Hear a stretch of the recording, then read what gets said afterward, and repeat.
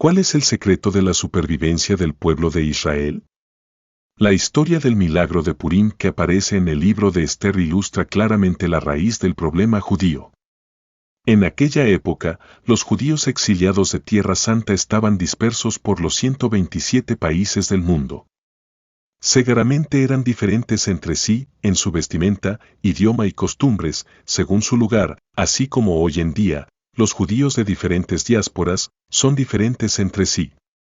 Aunque hubo quienes se cuidaron de ocultar su judaísmo, fue el malvado Amán, el perseguidor de los judíos, quien insistió en el denominador común esencial entre ellos: sus religiones son diferentes de cada nación. Esther 3:8, por lo cual se convirtieron, voluntariamente o no, en una sola nación. En su gran maldad, Amán decidió destruir a todos los judíos, desde el joven hasta el anciano, niños y mujeres en un solo día. Aunque en aquellos tiempos había entre el pueblo quienes estaban apegados a la Torá y sus mandamientos y en cambio quienes se distanciaban de la religión o querían asimilarse a otras religiones, todos ellos estaban incluidos en el mismo decreto sobre el gente de Amford. En cada generación, el mal como Amán se levanta contra nosotros, buscando destruirnos de la faz de la tierra. Sin embargo, la nación de Israel vive y existe para siempre. ¿Cuál es entonces el secreto de su existencia? La siguiente descripción responde a la pregunta: cuando un científico común quiere encontrar las leyes que gobiernan un determinado fenómeno, o descubrir cuáles son las propiedades especiales que definen algún elemento en la naturaleza, debe realizar una serie de experimentos en condiciones lo más diferentes posibles, con el fin de descubrir las leyes o propiedades que no cambian en ninguna situación. Las leyes de la naturaleza no están determinadas por un número limitado de experimentos ni por aquellos realizados en condiciones bastante similares. Al final, los resultados que determinan qué es lo principal, qué es secundario y qué no es importante, dependen del camino que condujo a ellos. Podemos aplicar el mismo principio al tema que tenemos ante nosotros. El comienzo de la formación de nuestro pueblo, uno de los más antiguos entre los pueblos, se encuentra en la revelación divina en el monte Sinaí hace unos 3300 años. Durante todos esos miles de años, el pueblo judío, que estaba disperso por todo el mapa mundial, vivió en diferentes condiciones de un extremo al otro. En nuestro intento de localizar la causa y la base de nuestra existencia como pueblo, probablemente llegaremos a la conclusión inequívoca de que no se trata de cualidades físicas o mentales especiales, ni de lengua o costumbres, en el sentido más amplio, ni de cuestiones raciales. Pureza, pues hubo épocas al inicio de la historia de nuestro pueblo, durante la Edad Media e incluso en las últimas generaciones, otros pueblos y tribus se convirtieron y se unieron al pueblo de Israel. El único vínculo que nos conecta a nosotros, el pueblo disperso y dividido entre las naciones, es la Torá y las mitzvot y la vida en la luz, una vida que no está sujeta a cambios de lugar ni de tiempo.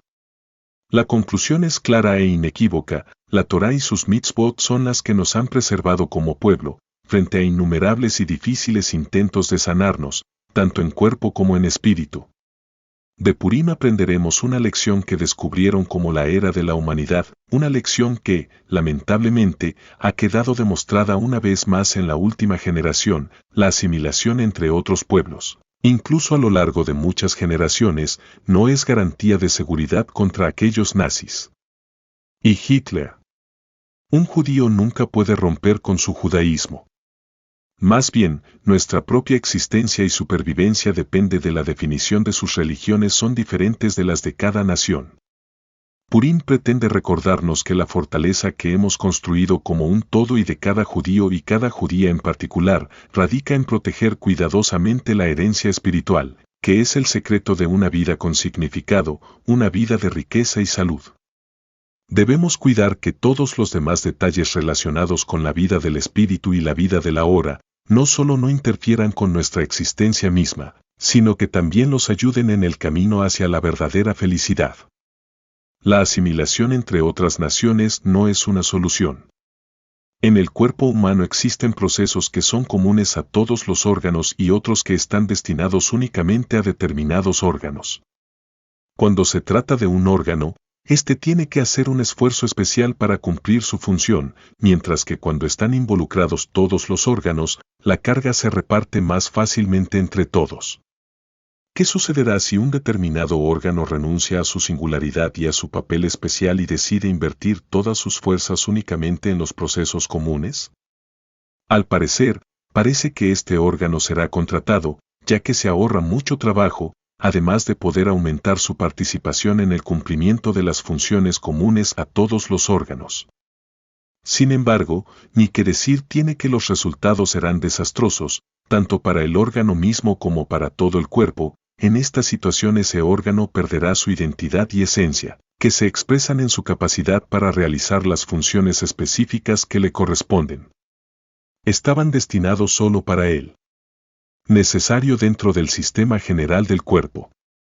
En cuanto al cuerpo mismo, la inactividad del órgano y posteriormente incluso su pérdida, puede dañarlo e incluso llevarlo a una situación peligrosa si ese órgano fuera esencial para la existencia de todo el cuerpo.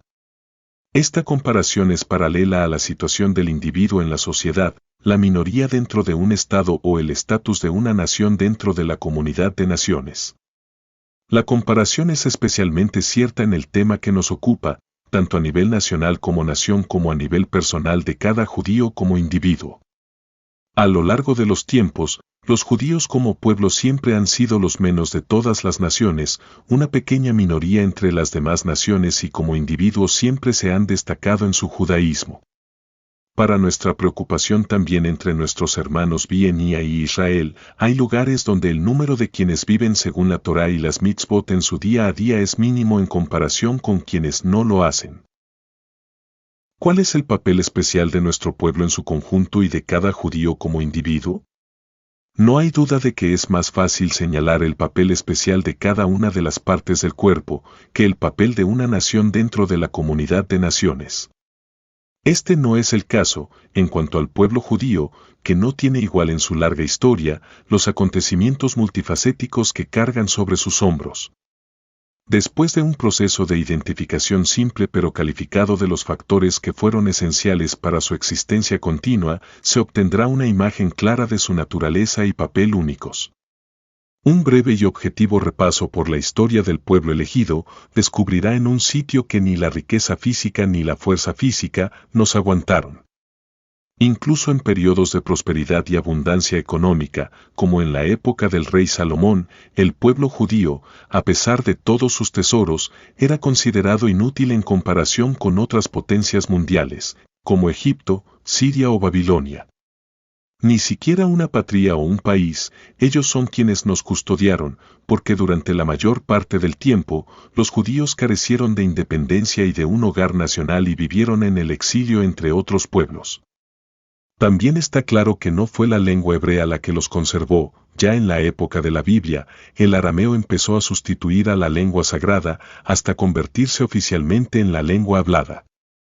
Es cierto que algunas de las escrituras y la mayoría del Talmud babilónico, el Sehar y más, fueron escritos en arameo. En la generación del rabino Saadia y el Rambam, la mayoría de los judíos hablaban árabe y posteriormente fue el yidis y otras lenguas extranjeras las que sustituyeron a la lengua sagrada. Tampoco era ninguna cultura secular común lo que mantenía unido al pueblo, porque tales culturas eran reemplazadas de un periodo a otro, de meses a mañanas. El único factor común que ha preservado a los judíos a lo largo de los años, en cada lugar y en cada situación, es la Torá y las mitzvot, que guardaron muy cuidadosamente todos los días. Es cierto que de vez en cuando surgieron tales y otros grupos que intentaron romper con el verdadero judaísmo, como los idólatras durante la época del primer templo, los sionistas durante el segundo templo, los caraítas, etc., pero todos estos se desarraigaron de su tierra y comenzaron a perseguir y apresar a los judíos en toda su dispersión, con todas sus fuerzas de espíritu. Quien observa con seriedad y discreción no puede evitar la conclusión inequívoca: la Torá y sus mandamientos son vocación exclusiva de nuestro pueblo, tanto para cada judío individualmente como para el pueblo judío dentro de toda la humanidad. En este contexto, está claro que el deseo de ser como las demás naciones, no solo no contribuye a la integridad de la nación, sino que, por el contrario, pone en peligro su existencia misma. Este intento de complacerlo solo aumenta la oposición y el odio hacia nosotros por parte de las otras naciones. De la misma manera, quienquiera que busque complacer a aquellos que no son observantes, haciendo concesiones y compromisos con respecto a la Torá y las mitzvot, aunque solo sea por esto, al final corta la rama en la que él y todos sus hermanos están sentados, después de en definitiva, la Torá es nuestra vida, pero en realidad se da patadas a sí mismo.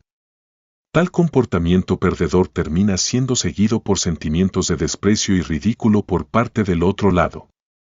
Un pequeño compromiso conduce a un gran compromiso y a una falta de reconocimiento del compromiso con el Creador lleva a una falta de reconocimiento del compromiso con los demás y solo el cielo es el límite. La conclusión inequívoca es, el secreto de nuestra existencia y de la eternidad reside en estudiar la Torá y guardar sus mandamientos. No debemos engañarnos pensando que el camino corto es el que nos conviene ni caer en la tentación de obtener buenos placeres que sean fugaces. La supervivencia del pueblo judío está bajo la condición de que sea una nación que habitará sola. Bamidbar 23:9. Todo judío y judío, hombres, mujeres y niños, creen en un solo Dios, que era, es y habrá, y no hay otra. Que nadie interprete nuestro ser diferentes en pensamientos y acciones como una debilidad sino como una fortaleza. Solo así nos será posible cumplir la misión divina de ser un reino de sacerdotes y de nación santa, con virtud para todas las naciones. El quinto hijo. La festividad de Pesaj gira en torno al tema principal, porque tu hijo te preguntará y la parte principal de la cena es, y le dijiste a tu hijo. Hay muchas maneras de cómo hacer las preguntas y cómo responderlas para cada uno de los 4 hijos, el sabio, el malvado, el estúpido y el que no sabe preguntar. Aunque la respuesta de cada uno de ellos respecto al orden de la Pascua es diferente, una cosa es común a todos.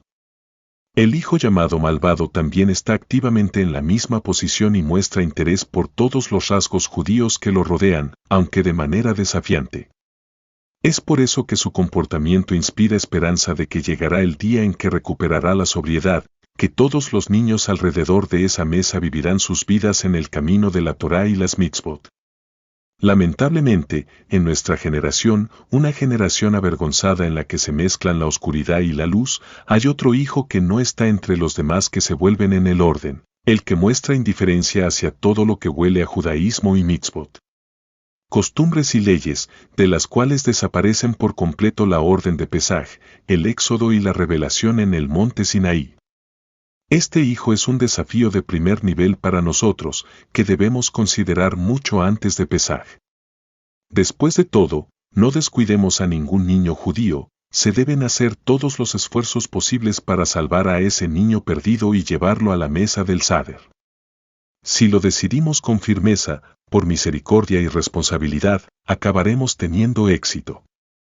Para corregir una situación indeseable, se debe atacar la raíz del problema. Sí, también en el tema que nos ocupa, la lamentable verdad demuestra que la culpa de esta generación perdida recae sobre los padres. En Estados Unidos, por ejemplo, los inmigrantes de la generación anterior, que atravesaron dificultades de absorción y pruebas difíciles en el nuevo país, fueron descarriados por una política según la cual, como minoría de inmigrantes en un país extranjero, debían abandonar su judaísmo, el camino de sus antepasados, y asimilarse al resto del pueblo para asegurar su futuro.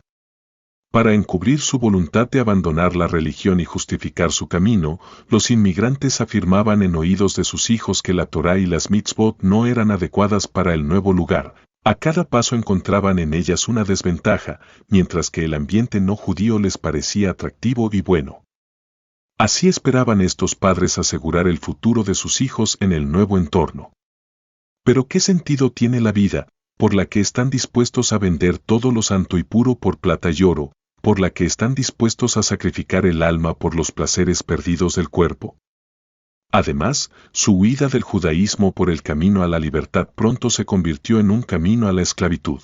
En su intento de imitar el entorno no judío por sentimientos de inferioridad y por el deseo de ser aceptados y queridos, la realidad real desapareció de ellos. Aquella sociedad no judía, cuya simpatía tanto intentaron ganarse, en poco tiempo los convirtió en el hazmerreír, en tema de conversación y en broma en todos los medios posibles. El mismo enfoque erróneo del problema de las minorías, que intentan asegurar su existencia asimilándolas a la sociedad local, asimilación cuyos resultados son desastrosos y que pueden llegar al suicidio o, en el mejor de los casos, al debilitamiento, no solo perjudicó a los individuos, sino también a grupos enteros. Así surgieron en el seno del judaísmo diferentes corrientes, en forma manifiesta u oculta, que se propusieron socavar los fundamentos de la Sagrada Torá, gracias a lo cual nuestro pueblo sigue siendo uno y único entre todas las naciones. Grabaron en su bandera el lema, seremos como las naciones, como las familias de las tierras, para servir al palo y a la piedra, Ezequiel 20:32. Muy rápidamente esta tendencia se reveló como un lamento para generaciones, cientos y miles de judíos fueron separados de su fuente de origen, de sus hermanos judíos y de su fe. La falta de espiritualidad y de contenido real de la vida ha dado lugar a una generación que no pertenece en modo alguno a los 4 hijos de la Agadá, ni siquiera al hijo malvado. Hoy en día, muchos judíos son miembros de segunda o tercera generación de esos inmigrantes y en términos de halajá se les considera un niño secuestrado de su hogar, aquel que no recibió una verdadera educación judía. Por la asimilación entre naciones extranjeras y los matrimonios mixtos, estos judíos terminan perdiendo su identidad. Si es así, ¿qué se puede hacer? El acto es lo principal. La Pascua y el éxodo de Egipto, entre otras cosas, sirven como un recordatorio temporal de que la existencia del pueblo y su libertad no se logra tratando de ser un pueblo como todos los demás pueblos, sino apegándonos a las tradiciones de nuestros antepasados y viviendo a la manera judía. Nuestros antepasados en Egipto eran una minoría pobre que vivía en las condiciones más difíciles. Sin embargo, como dicen los sabios, ellos preservaron su identidad y el genio preservó sus formas de vida, sus costumbres y su singularidad, así y solo así fueron liberados, tanto en cuerpo como en espíritu. El orden de las horas nos obliga a cada uno de nosotros a movilizarnos en el esfuerzo general por despertar a los jóvenes de su edad y a los adultos que siguen siendo jóvenes en la profundidad de su comprensión, a reconocer los verdaderos valores de la Torá, no valores que se conforman con un judaísmo comprometido y superficial, cualquiera que sea su forma. Esta familiaridad llevará a comprender que solo el verdadero judaísmo es garantía de la eternidad de todo judío, en cualquier lugar, en cualquier momento y en cualquier situación. El judaísmo niega por completo cualquier situación de desesperación, no hay ningún judío perdido. A través de un enfoque correcto en los caminos de Noam, incluso los miembros de la generación anterior que estaban desconectados pueden regresar al amor de Dios y al amor de la Torá. De esta manera podemos sumarlos no solo a los 4 hijos, sino con el tiempo también a aquellos que son considerados el hijo sabio. Si te interesa saber y conocer más sobre estos temas y quieres aprender por qué el pueblo judío es tan próspero y exitoso, envía un mensaje de texto al número en pantalla, y te enseñaremos el secreto judío para la prosperidad, éxito y abundancia.